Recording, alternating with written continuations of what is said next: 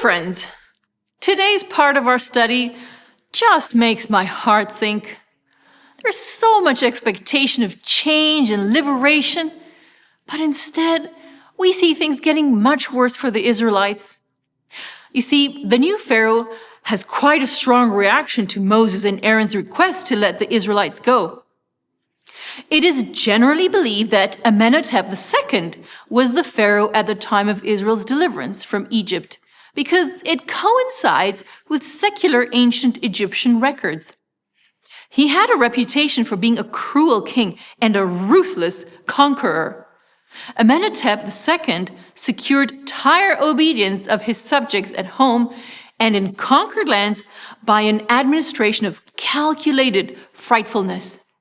His character, as revealed by secular records, agrees well with that of the stubborn Pharaoh who intensified the oppression of the Israelites when Moses interceded in their behalf at the time of the pouring out of the plagues.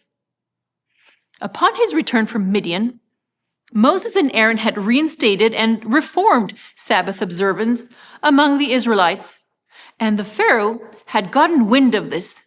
He believed that the Hebrews were sitting around idly and had too much time on their hands, which included observing the Sabbath, and that's why they had come up with this idea of going to worship their God in the wilderness. So he devised another plan to make their oppression even worse, and not let them sit around idly, but use every ounce of energy they had to work for him. That's when he ordered the Hebrews to collect their own straw for brick making and fulfill the daily quota. The Hebrews suffered greatly because of this and were cruelly beaten when they obviously weren't able to meet this irrational demand. They advocated for themselves in front of Pharaoh, and when that didn't work, they blamed Moses and Aaron, understandably so, for bringing even more suffering upon them. What do you do when you are suffering or enduring hardship? How do you react in the face of adversity? Do you question God? Do you blame others? Do you get mean and even more hostile towards others? Do you harden your heart towards God?